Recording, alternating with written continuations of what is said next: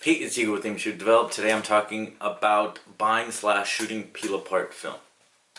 Let's get to it. I'm just going to go out and say it, I miss peel apart film. With the last production run of Fujifilm FP100C now expired since 2019, I wanted to make a guide on how to buy / shoot peel apart film. I feel like this is a film stock everyone should experience in their lifetime. I'll be showing photo examples and talking about my gear throughout the video, so if you like this kind of content, make sure to like and subscribe. Little deal. So yeah, let's get into it. My first experience with peel apart film was on February 28th, 2013. I know because I was so excited it worked that I had to share it with all 12 of my Instagram followers. Shout out to all the bots that like my stuff and the real people. I'm sure it's like 2 actual people. Since then, I've shot hundreds of images using my Polaroid 250 and my Polaroid mini portrait. So like everyone, I was devastated when they had to discontinue it. The original retail price on the FP100C was about $10 a pack.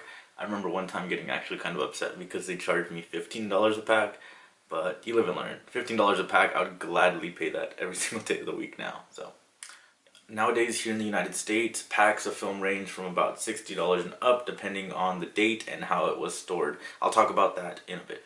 Quickly, how the film works is you have a positive and a negative and a chemical pot. After you pull that first tab, it exposes a second tab to pull, and that will be where your image is. Pulling that second tab pulls the chemical pod between 2 rollers, spreading magic and producing the image similar to how regular Polaroids work. After waiting a while, you separate the positive and negative and you get your image. I'll post an in-depth video in the description that talks about how to load it. I say this quickly for the people who don't know about FP100C or peel apart film, but they want to learn more about it, just to really cover your bases type of deal.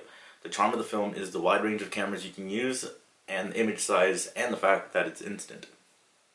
First off is buying film, because you can't shoot film that you haven't bought yet. Trust me, the judge was really clear about that. A few things to be wary about is the film without the silver packaging around it. Often these packs have the chemicals dry out faster, in my experience, meaning no magic spread or image. This could also go for film packs with packages with holes or tears in the little silver packaging. Every time I've gotten a pack without the wrapper, it's been a dud. I'd love to hear otherwise what people's experiences are in the comments. The box isn't necessary because people often throw away the box to make more space to store the packs of film. So keep that in mind. Sometimes it is, sometimes it's not. Some good things to look for in the film is that it's been cold stored. Storing the film in the fridge slows down the aging process on the chemicals.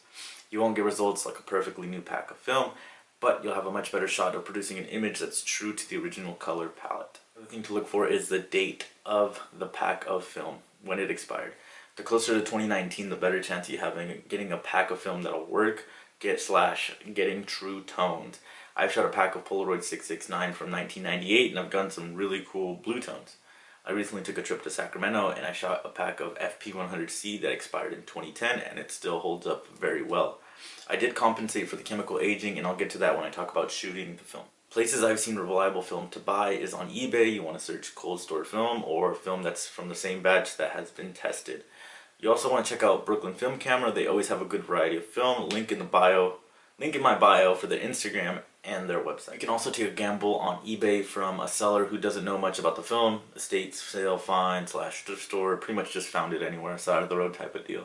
But I recommend not paying close to the going rate because in the past I've gotten a few packs that didn't work out. About 2 out of the 4 that I purchased actually didn't work out. The chemical pods dried up. So learn from my experience, pretty much for you guys as well.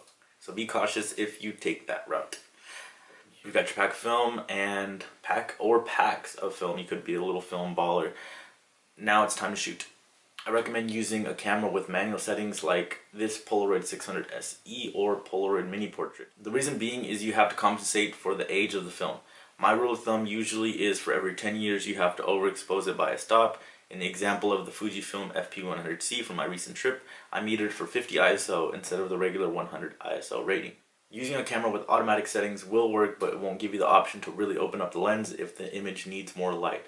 The exposure compensation knob can only go so far until it's all you can do. The electric eye in an automatic camera always meters like the film you have in it is brand new. If you do go with an automatic camera, I do recommend using a film stock closest to 2019 and a cold stored because of the chemicals wouldn't have degraded as much over time.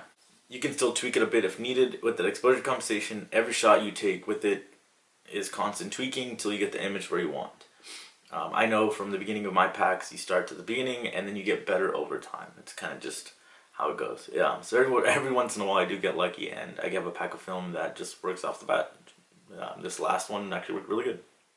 Last tip about shooting, take out the dark slide. I always kick myself when I pull the film out, wait for it, and then nothing. It's just a black image. It happens, but it stings so much considering the price of the film. Pretty much you're spending $6 a pop. It does sting every single time. So the most recent Peel Apart film project by SuperSense, the One Instant Film. I really hope this project gets more steam and it can get going to revive film with larger batches and a bit more affordable price point considering it's only one shot at a time. And now for all the naysayers you always see saying, oh, it's not coming back. There was a point in time where Polaroid didn't think, people weren't going to see Polaroid films. They thought all their cameras were going to go to waste, and then eventually, slowly but surely came back. So if there's enough outpour, if enough people talking about it, it might come back, and it's what we're all banking on. That's what I really hope, because I can enjoy my cameras for a long time.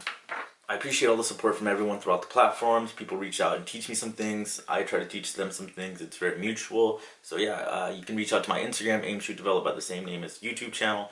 I have much more than those original 12 followers and bots that I have now. It's actually a pretty growing community. It's really nice if you want to join. You can shoot me a message talking about instant cameras, film cameras, or anything. If you see something on the page that you want to learn more about or on my YouTube, you can go ahead and reach out. If you like this content, like I was saying, make sure to like and subscribe. Tons of things.